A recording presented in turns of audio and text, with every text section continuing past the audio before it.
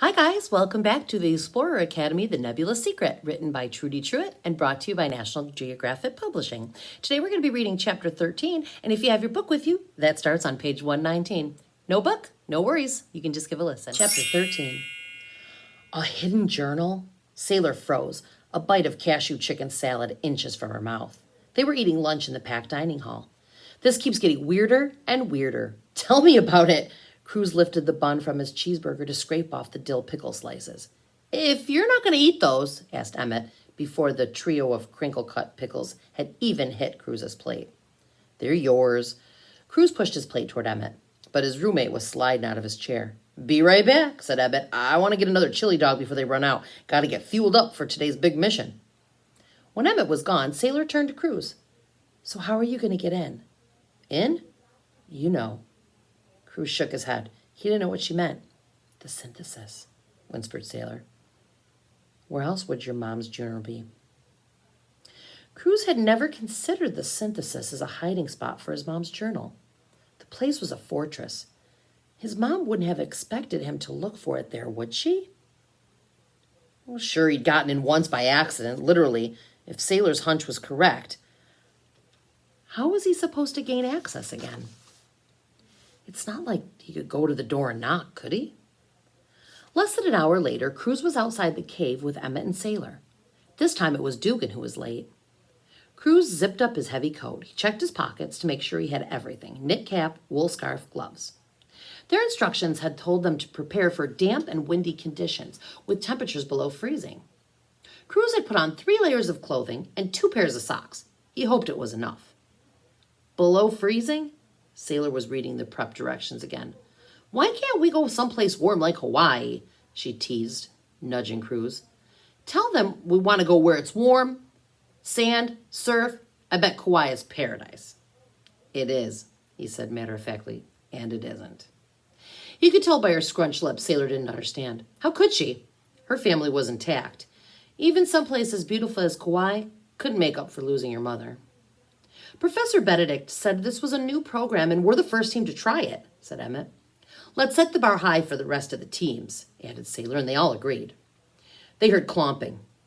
Dugan emerged from the shadows wearing a puffy mint green jacket. A green knit cap with a floppy tassel was pulled down over his ears. Dugan was 12 minutes late. No one said anything about his outfit or his tardiness, and he offered no apology.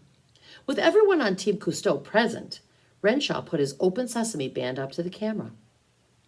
The moment the doors parted, they were blasted by a bitterly cold wind. Putting up a forearm to shield his face, Cruz caught a whiff of salt. He heard seagulls cry. Stepping into the simulator, he felt the sway of wood under his feet. Up here! As the wind subsided, Cruz dropped his arm.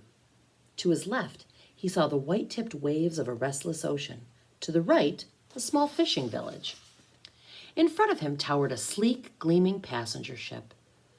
Cruz did not need to read the name on the bow. Orion, he said softly.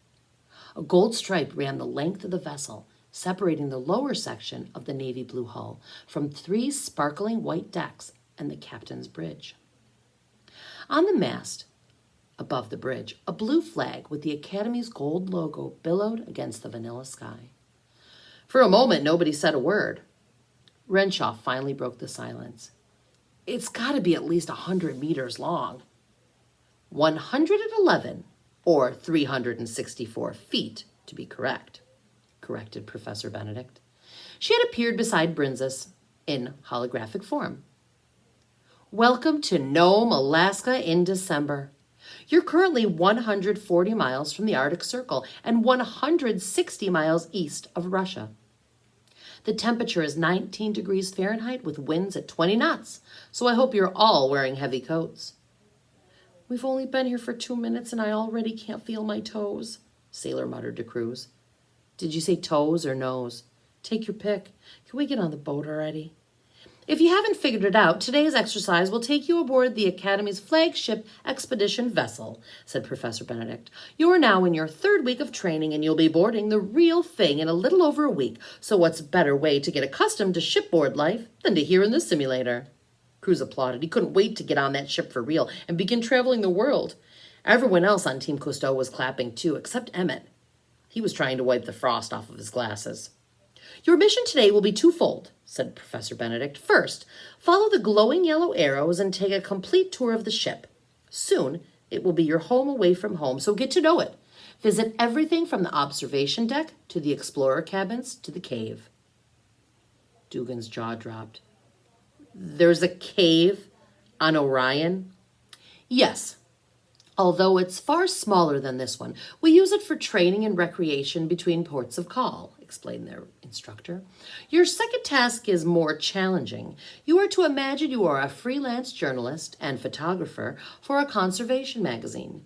Your assignment is to find a news story aboard Orion. What kind of story?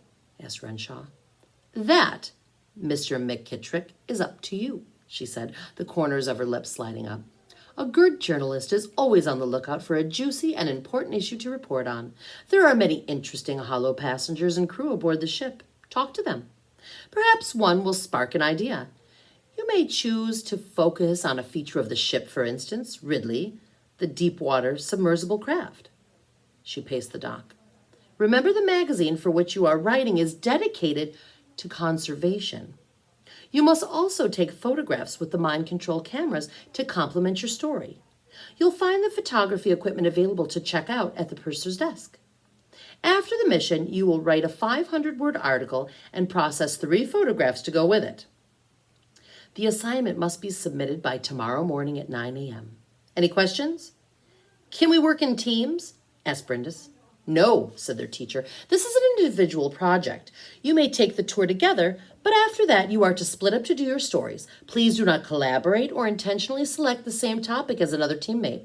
Any other questions? When no one spoke, Professor Benedict's image began to dissolve. Bon voyage, explorers! I hope they have hot chocolate on the ship, said Sailor, bouncing on her toes to keep warm. It would technically be virtual cocoa, said Emmett, which earned him a dirty look from Sailor. I've got dibs on Ridley for my news story, said Dugan.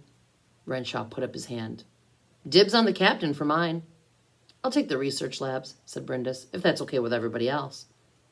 I'd like the observation deck, chimed in Sailor. Good choice, Renshaw said to her. You'll probably see a lot when we go through the Bering Strait. Where are you going? Emmett asked Cruz. I don't know yet, said Cruz. He didn't want to pick anything easy or obvious. Professor Benedict had suggested they talk to some of the passengers, so she must have a good reason for it. Boarding the ship, Cruz and Emmett stuck together for the self-guided tour. They followed the arrows down to the lowest deck, B deck, to see the engine room and submersible, then began working their way back up. Above B deck was the main deck, home to the mini cave, housekeeping and laundry, crew's quarters, and the lounge. After that, it was another flight up to the second deck.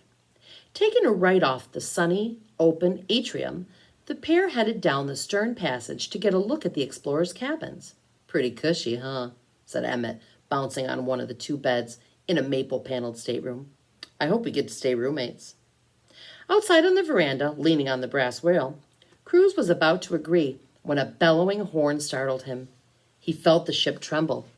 Foam was churning up from the bottom of the boat. They were underway. Cruz stayed at the rail, watching the fishing village grow smaller. The ship plowed through rough steel-gray waves, following the rocky, wind-battered coast. Every now and then, the bow hit a small chunk of ice, easily breaking it apart. Beyond the shore, low, snow-covered hills stretched miles into the horizon. The stark white landscape was a world away from anything. As the ship continued on its journey, his heart began to pound in anticipation of what was around the next bend. Suddenly, Cruz saw a white blob surface in the waves off of the starboard bow. Is that a... Emmett! Called Cruz. There's a polar bear out here. Come here, you gotta see this. Cruz snapped a bunch of photos as the polar bear swimming toward shore. A few minutes later, when Emmett still hadn't joined him, Cruz stepped back into the cabin. Hey, Emmett, you're missing the... His roommate was backed into a corner behind the door, his face pinched, and his glasses a dull sand color. Emmett gripped his tablet so tightly Cruz was certain the screen was going to crack. What's wrong? He asked. I didn't know we were going to... Nobody said anything about leaving port. Professor Benedict did say we were going on a journey, and she said bon voyage, which means, I know what it means. Do you want to go to the sick bay? I think it's 2 decks up. I can check. Cruz dived for his tablet. They still had 3 decks to go on their tour. I'm okay. Emmett's forehead sparkled with sweat. Maybe we should get you out of the cave, said Cruz, although he had no idea how to do such a thing. The simulator was like a roller coaster. It didn't exactly stop for you to get off. I'll be fine, said Emmett. We better go find our stories. You go ahead. I'll be out in a... His stomach gurgled. Emmett? Cheeks bulging, Emmett slapped a hand to his mouth. Staggering past Cruz into the bathroom, he threw up. It was, by upchucking standards, impressive. Emmett hurled pretty much everything he had for lunch, which was, by Cruz's count, 3 chili dogs, a serving of curly fries, a slice of strawberry cheesecake, 16 ounces of grape soda, and Cruz's 3 pickles. Shuffling out of the bathroom, Emmett eased himself onto the bed he bounced on minutes before. Sorry. It's okay with me, although I'm not sure the Academy's going to be thrilled about just went down in their virtual bathroom. Not a problem. Emmett laid his head down on the pillow. I've seen the cave schematics. The toilets are always connected to real 3D pipes. That's a relief. Cruz unfolded a velvet navy throw that had been draped across the corner of a chair. He put it over Emmett, then took a seat in one of the 2 overstuffed navy chairs in the little seating area. Cruz knew Emmett needed rest, but he was starting to grow concerned about time. They needed to get going on their article soon. I know what you're thinking, Emmett said weakly. Why does a guy who gets seasick the second we weigh anchor apply to a program where he'll have to spend months at sea? Cruz made a face. Well, I guess you could say I've been obsessed with coming to the Academy since I was 5 years old, he said. I know everything about it, its founding and history, the name of every professor who ever taught here, even how tall the main building is, 87 feet, including the top spire. Being here is all I ever wanted. My parents, though, they don't think I can do it. I'm sure that's not true. Well, they know I'm smart enough, but they don't think I'm strong enough to handle the physical part. Maybe they're right. No, Cruz was firm. They're not. Emmett threw a hand over his eyes. I had it all worked out. I got a seasick band for when we board the ship for real, but I didn't bring it today. If I'd known we were coming on Orion, his voice broke. Relax, Emmett. It could happen to any of us, said Cruz. I'm sure they'll understand. Motion sickness was one of the things they asked me about on the application. I didn't want to take the chance they'd reject me, so I lied. I can't tell the truth, not now. What if they send me home? Okay, let's just think for a minute. Cruz rubbed his chin. We just have to get you through this mission. Emmett had his hand over his mouth again. Good luck. Setting his elbow on his knees, Cruz clasped his hand and rested his face against his wrist. The OS band felt cool against his cheek. There must be something they could do. Wait a minute. Emmett, did you say a seasick band? Uh-huh. Cruz turned his arm over. So you wear it on your wrist? Yeah. It sends electrical impulses through the median nerve to the brain. The pulse interfere with the nauseous signals coming from my stomach to the brain to keep you from feeling sick. Emmett slowly lowered his hand. He stared at his own gold bracelet. He was beginning to understand. Taryn said the OS band does everything from count calories to monitor brain function, said Cruz. Couldn't you hack into it and rig it up to do the same thing the seasick band does? Possibly, maybe, I don't know. It's a long shot. Right now, it's our only shot to get you back on your feet. I could give it a try. Cruz knew one of Emmett's tries was worth 10,000 of his own best efforts. He handed him his tablet. Emmett glanced up. Cruz, could you get me another pillow so I can sit up? Cruz grabbed the pillow from the other bed. And my water? I left my stuff downstairs. I'm on it, said Cruz. They had both left their packs at the purser's desk near the lounge on deck 1. Checking to make sure the coast was clear, Cruz stepped into the passage. He hurried along the narrow corridor, quickly glancing into each of the cabins. He saw no one else from Team Cousteau. Taking the sharp turn at the end of the passage, Cruz ran smack into a member of the crew. I'm sorry, I didn't mean to, Cruz gasped. The scarred man. Cruz rubbed his ribs. Are you virtual or real? I can assure you, I'm very, very real. Thanks for listening, guys. Next time, we'll start on chapter 14.